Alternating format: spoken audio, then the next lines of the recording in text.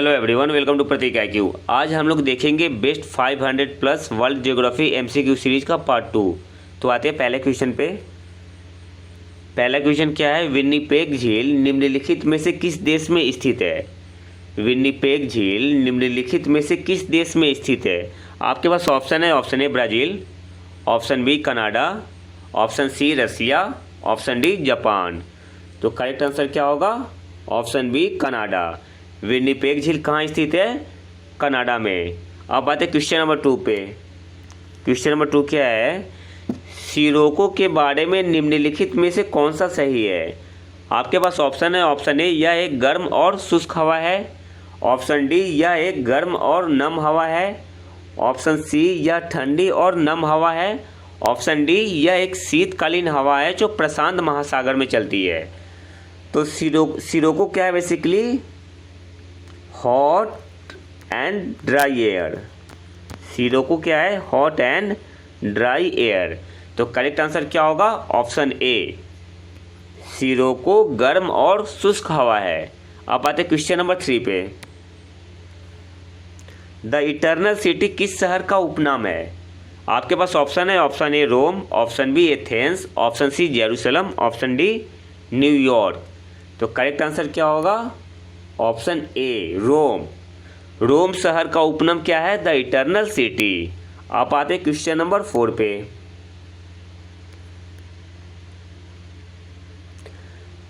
हम अक्सर अखबारों में तीसरी दुनिया के बारे में पढ़ते हैं।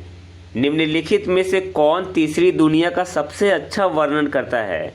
आपके पास ऑप्शन है, मध्य पूर्व में स्थित तेल समृद्ध देश, ऑप्शन बी अविकसित देश और विकासशील देश, ऑप्शन सी पूरे अफ्रीका और एशिया और दक्षिणी अमेरिका के कुछ हिस्सों के रूप में, ऑप्शन डी पूरे अफ्रीका और एशिया और उत्तरी अमेरिका के कुछ हिस्सों के रूप में। तो करेक्ट आंसर क्या होगा, तीसरी दुनिया को सबसे अच्छा डिफाइन कौन करता है, ऑप्शन बी अविकसित देश और विकासशील देश। अब आते क्वेश्चन नंबर 5 पे। क्वेश्चन नंबर 5 क्या है, भारत में जब गर्मी का मौसम होता है तो चिली में कौन सी ऋतु होती है। भारत में जब गर्मी का मौसम होता है तो चिली में कौन सी ऋतु होती है। तो इंडिया नॉर्थ हेमिस्फीयर में है, नॉर्थ हेमिस्फीयर, और चिली साउथ हेमिस्फीयर में है।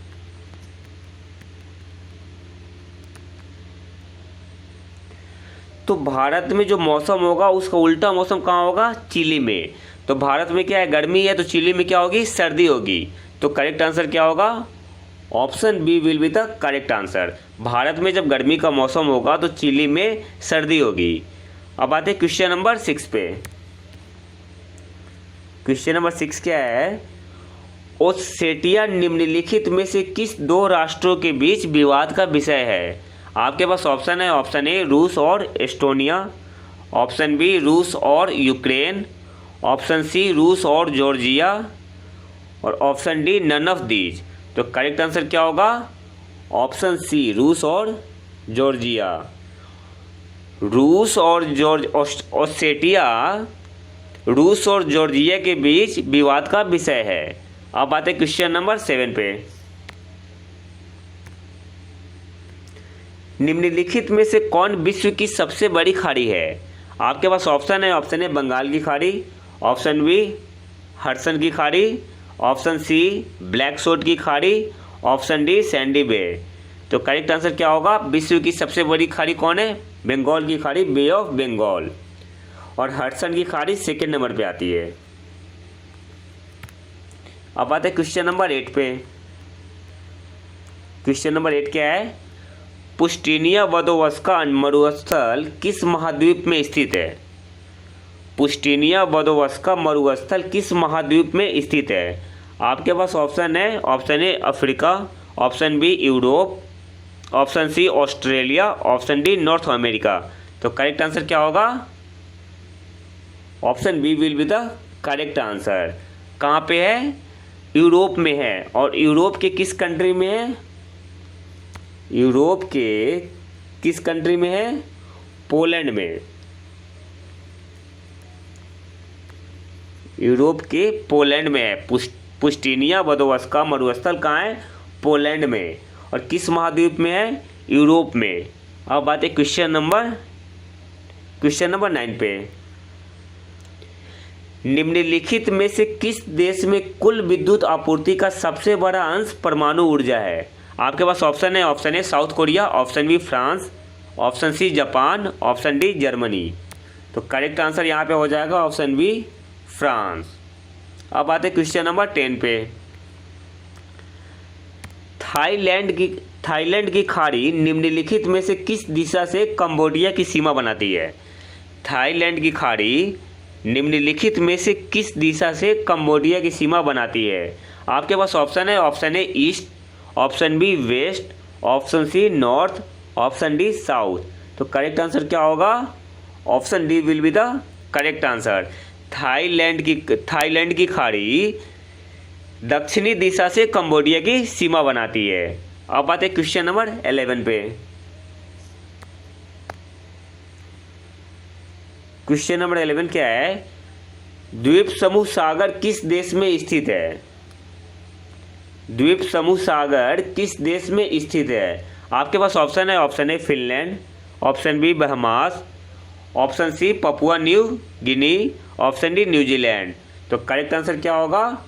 द्वीप समूह सागर फिनलैंड में स्थित है। Option A will be the correct answer. अब आते क्वेश्चन नंबर 12 पे। क्वेश्चन नंबर 12 क्या है? निम्नलिखित में से कौन विश्व की सबसे लंबी सतत बैरियर रीफ है? कॉन्टिन्यूअस बैरियर रीफ है। आपके पास ऑप्शन है। Option a great barrier reef, option B new Caledonian barrier reef, option C किंगमैन reef, option D rainbow reef. तो करेक्ट आंसर क्या होगा? विश्व की सबसे लंबी कॉन्टिन्यूअस बैरियर रीफ कौन सी है? New Caledonian barrier reef. तो करेक्ट आंसर क्या होगा? Option B. अब आते हैं क्वेश्चन नंबर 13 पे।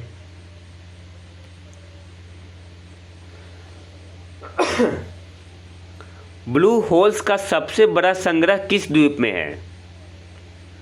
ब्लू होल्स का सबसे बड़ा संग्रह किस द्वीप में है?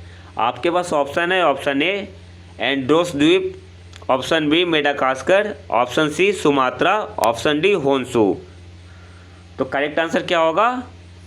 ऑप्शन ए एंड्रोस द्वीप में। ब्लू होल्स का सबसे बड़ा संग्रह कहाँ है? एंड्रोस द्वीप में। और ये कौन सी कंट्री में? बहमास में। और ब्लैक होल होता क्या है? जैसे एक सिंक होल होता है, इसमें बहुत सारे गुफा हैं। जैसे अंतरिक्ष में ब्लैक होल होता है ना, वैसे ही समुद्र में क्या है? ब्लैक होल है। अब आता है क्वेश्चन नंबर 14 पे। क्वेश्चन नंबर 14 क्या है? सेंट हेलेना द्वीप किस महासागर में स्थित है? आपके पास ऑप्शन है। ऑप्शन ए आर्कटिक महासागर, ऑप्शन बी प्रशांत महासागर, ऑप्शन सी अटलांटिक महासागर, ऑप्शन डी हिंद महासागर। तो करेक्ट आंसर क्या होगा? सेंट हेलेना द्वीप अटलांटिक महासागर में स्थित है। नेपोलियन बोनापार्ट को इसी द्वीप पे छोड़ा गया था, सेंट हेलेना द्वीप पे ही। अब बात है क्वेश्चन नंबर 15 पे। क्वेश्चन नंबर 15 क्या है? किर्गिस्तान में सबसे तेज गति से चलने वाला ग्लेशियर कौन सा है? आपके पास ऑप्शन है। ऑप्शन ए Batura glacier, option B एंजिलचेक glacier, option C बियाफो glacier, option D bird glacier. तो करेक्ट आंसर क्या होगा? करेक्ट आंसर हमारा हो जाएगा यहाँ पे ऑप्शन बी एंजिलचेक ग्लेशियर। किर्गिस्तान में सबसे तेज गति से चलने वाला ग्लेशियर कौन है? एंजिलचेक ग्लेशियर। अब आते क्वेश्चन नंबर 16 पे। उत्तरी अमेरिका की सबसे लंबी नदी कौन सी है? आपके पास ऑप्शन है। ऑप्शन ए मिसिसिपी नदी, ऑप्शन बी अमेजन नदी, ऑप्शन सी नील नदी, ऑप्शन डी मिसौरी नदी। तो करेक्ट आंसर क्या होगा? मिसौरी नदी। उत्तरी अमेरिका की सबसे लंबी नदी मिसौरी नदी है। तो करेक्ट आंसर ऑप्शन डी हो जाएगा। अब आते क्वेश्चन नंबर 17 पे। निम्नलिखित में से किस नदी को अफ्रीकी नदियों का जनक कहा जाता है? आपके पास ऑप्शन है, ऑप्शन ए नील नदी, ऑप्शन बी नाइजर नदी, ऑप्शन सी गाम्बिया नदी, ऑप्शन डी योबे नदी। तो करेक्ट आंसर क्या होगा? Option A will be the correct answer. नील नदी को अफ्रीकी नदियों का जनक कहा जाता है। अब आते हैं क्वेश्चन नंबर 18 पे। पृथ्वी के कोर का औसत घनत्व कितना है? पृथ्वी के कोर का एवरेज डेंसिटी कितना है? आपके पास ऑप्शन है, ऑप्शन ए 5 ग्राम पर क्यूबिक सेंटीमीटर, ऑप्शन बी 2.9 ग्राम पर क्यूबिक सेंटीमीटर, ऑप्शन सी 2 ग्राम पर क्यूबिक सेंटीमीटर, ऑप्शन डी 12 ग्राम पर क्यूबिक सेंटीमीटर। तो करेक्ट आंसर क्या होगा? ऑप्शन डी, पृथ्वी के कोर का औसत घनत्व कितना होता है? 12 ग्राम पर क्यूबिक घन सेंटीमीटर। अब आते हैं क्वेश्चन नंबर 19 पे। परमाफ्रॉस्ट क्षेत्रों में पाई जाने वाली 3 से 70 मीटर ऊंचाई वाली बर्फ से ढकी पहाड़ियाँ क्या कहलाती है? ये परमाफ्रॉस्ट क्या होता है? विश्व के बहुत ठंडे क्षेत्रों में अस्थायी रूप से जमी भूमि। विश्व के बहुत ठंडे क्षेत्रों में अस्थायी रूप से जमी भूमि, उसको क्या बोलते हैं? परमाफ्रॉस्ट। तो परमाफ्रॉस्ट क्षेत्रों में पाई जाने वाली 3 से 70 मीटर ऊंचाई वाली बर्फ से ढकी पहाड़ियाँ क्या कहलाती है? आपके पास ऑप्शन है, option A horn, option A horn, option B पिंगो, option C crater, option D डेमोइसेलस। तो क्या होगा आंसर हमारा? Option B will be the correct answer, उसको पिंगो बोलते हैं। अब आते हैं क्वेश्चन नंबर 20 पे। भूमि की सतह के नीचे पूर्ण या आंशिक रूप से बहने वाली नदी को क्या कहते हैं? आपके पास ऑप्शन है, ऑप्शन ए अल्पकालिक नदी, ऑप्शन बी भूमिगत नदी, option C strange river, option D युवा नदी। तो करेक्ट आंसर क्या होगा? Option B will be the correct answer. तो ये था हमारा पार्ट 2। अगर वीडियो पसंद है तो लाइक करें और चैनल को सब्सक्राइब जरूर कर ले। मिलते हैं नए वीडियो में नए टॉपिक के साथ, तब तक के लिए नमस्कार, जय हिंद।